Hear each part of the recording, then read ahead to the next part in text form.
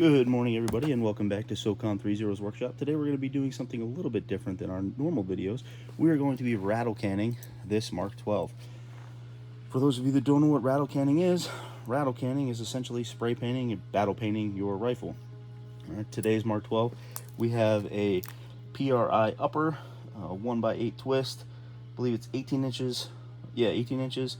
And then a Aero Precision lower with an A1 stock and the old PSG 1 style sniper rifle grip from an HK. So I'm not going to do the actual can itself. I'll do that later in a separate video, show you how to spray paint a suppressor and the optic as well. I'm not going to do that with the actual rifle itself. So this is going to be video 1 of 2. I'm going to show you how to just paint the rifle first, and then we're going to go over the detailing after the base layer is done. So the three things that you're going to want to have, obviously, as you can see, the parts of the rifle that I don't want to get painted, they're taped in green tape, and they're nice and tight. That way none of that tape will come off. The next thing you want to have is your spray paint, and really take your time whenever you're doing this. Just make sure that you get every little thing that you want to tape. Even this right here is covering a small pin in the lower. So the next thing that you're going to want is your paint, and you're going to want, depending on the style of rattle can you want to do. For this, I'm going to do like a desert, more darker theme. So I'm going to have a darker tan, a dark brown, and a lighter tan. And you'll see how it comes out. But you're also going to want just a white piece of cardboard or thick piece of paper. That way you can just make sure that the spray comes out exactly the color you want. So this right here is this color Nutmeg. This is satin. I don't like to use satin, but this is going to be for a base layer for this black. So it'll be painted over with these two colors anyway. You're going to want flat paint so it doesn't reflect in the light. We're also going to do the bipod today. That's just something little. It's an old bipod that I have, but we're going to throw it on here anyway. So, okay. This is a, right now, $2,000 rifle. So let's hope we don't mess it up. First, we're going to start with the Nutmeg, and we're going to do the stock. Like I said, I'm just going to want to test it.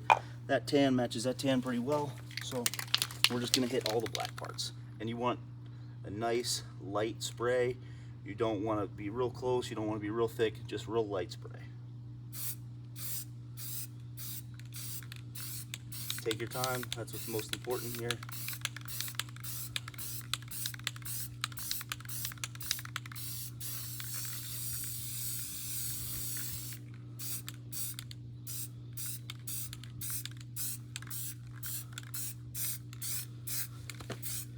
And we're just going to hit all these black parts on the rifle.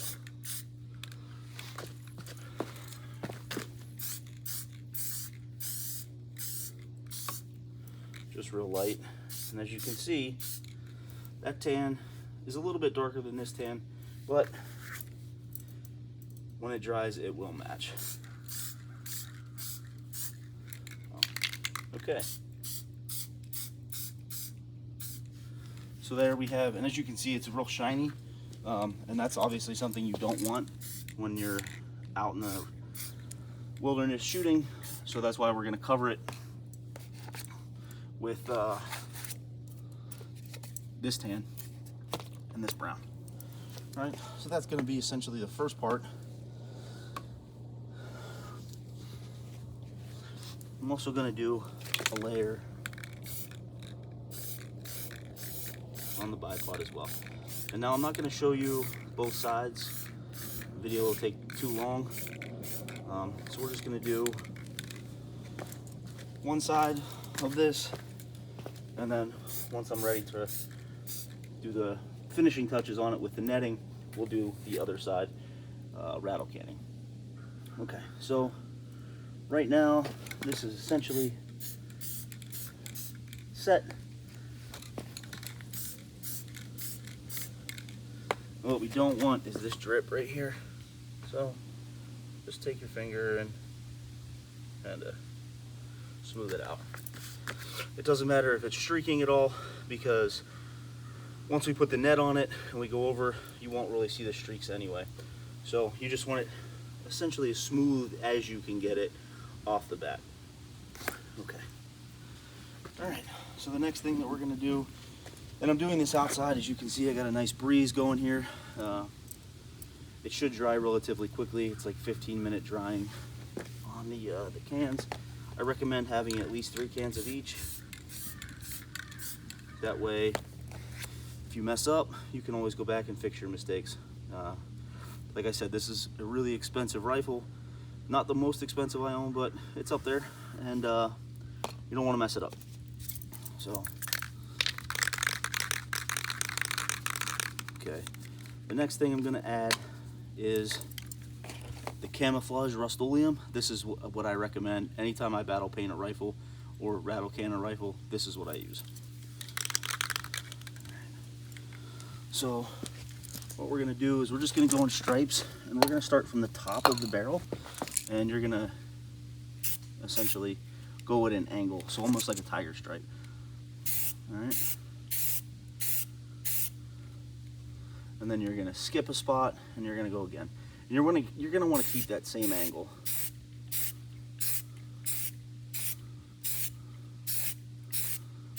Again, just keep the can, you know, at least a good 4 inches away from the rifle itself.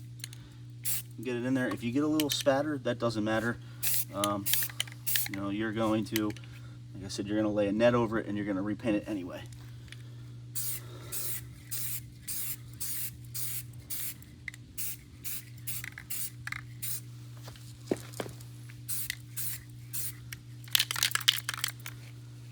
As you can see, this is already actually starting to dry. It's real quick drying. All right.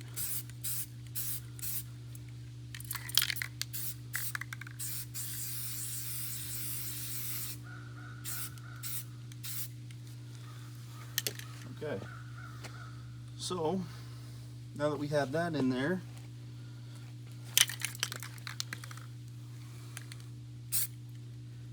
and then let's hit this back side here.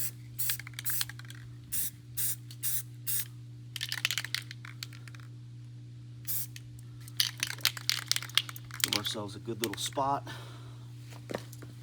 Now while this is kind of drying, I want to show you guys, as you can see here, I have the inside the dust cover is completely sealed off with tape. That way, in case any paint leaks in, it's not getting inside your internals. I got the takedown pins taped, the safety selector switch on the opposite side and this side taped, the mag release tape, the trigger tape, both pinholes taped. I got the top of the sights taped, and then I have my muzzle device and my muzzle collar taped for the can. I don't want any possible friction in between there. I have the dial on the rear sight taped. I have the back plate taped on the stock. I have inside the mag well here taped, and on the reverse side, everything that's important is taped as well. Now I also taped the grip, as you've seen. The reason I did that is I'm going to order Talon grips, and they don't make it specifically for this grip. That being said, they do make just sheets of grip, and I'm going to cut it to fit this, a custom grip to fit that. And then we can do a video on that as well, but that'll be at a later date. So, okay. As you can see, this is already starting to dry. So, we're going to take this, we're going to recap it. Make sure that you keep your caps with your paint. That way you don't switch up which one you're using by accident. Get that nice and wet. And as you can see, that's a nice brown color. All right, this one comes out a little thicker than that tan did. It's the same thing, it's Rust-Oleum, it's just the brown. So we're gonna even take this back even a little bit further. All right. I do like this tan, this original tan it came with, and this satin matches really well. So what I'm gonna do is I'm gonna try to keep a little bit of that original in there. And so we're gonna make these stripes a little bit closer to the lighter tan stripes, and we'll see what we get here, okay? All right.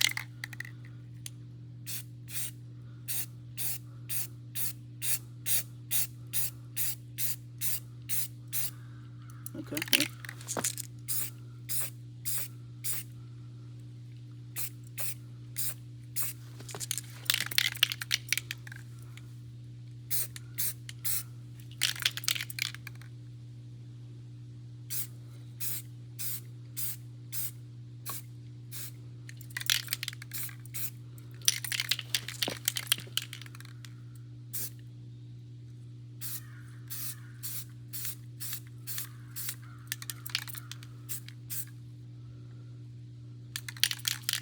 Okay, so we're gonna stick with that. I'm gonna hit this corner up here just a little bit. And now I'm also gonna hit the bipod. And I didn't do that with the light tan spray yet, but we're gonna do that next.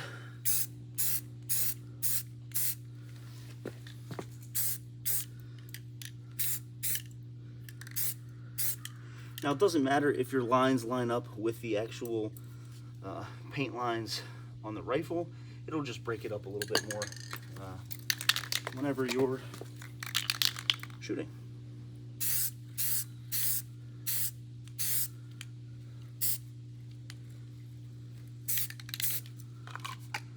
Okay.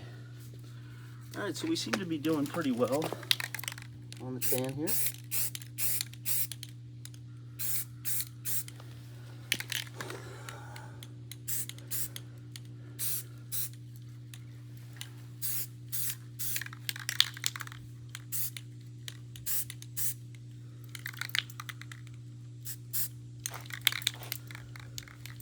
Okay.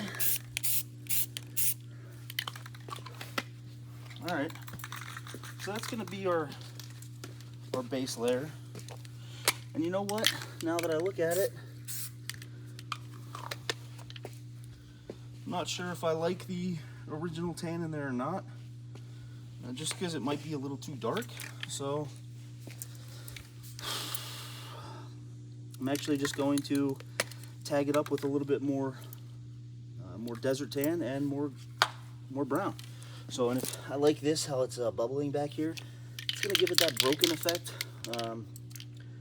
That's just kind of how the paint turned out, and it's not gonna be a big deal because, again, we're gonna throw net over it, we're gonna respray everything, and it'll look really nice. That being said, don't worry about that cracking. All right, so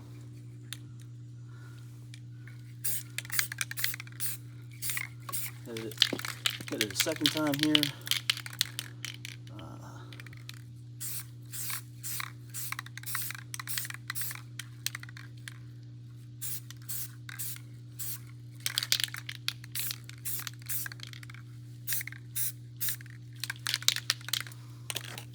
Okay, again, lid back on. Yep. We're done with that base coat. I'm going to bring the brown back. And we're going to hit that area that was just that original tan on the barrel.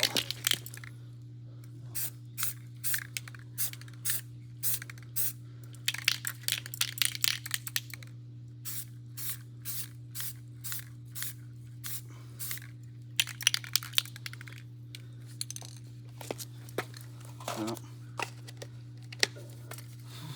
as you can see, I'm being pretty meticulous here because you don't want any soft spots in the paint.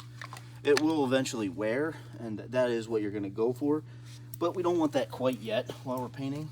So we're just going to stick to making sure that like see all the cracking. That's not a super big deal, but we're still going to want to make sure that we cover that up.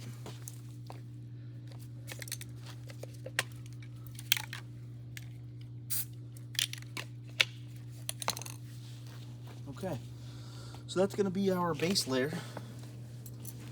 I'm going to turn this video off. Once this dries, I'm going to do the opposite side, and then I will show you guys how to do the netting in the next video. Okay, SOCOM 30 out.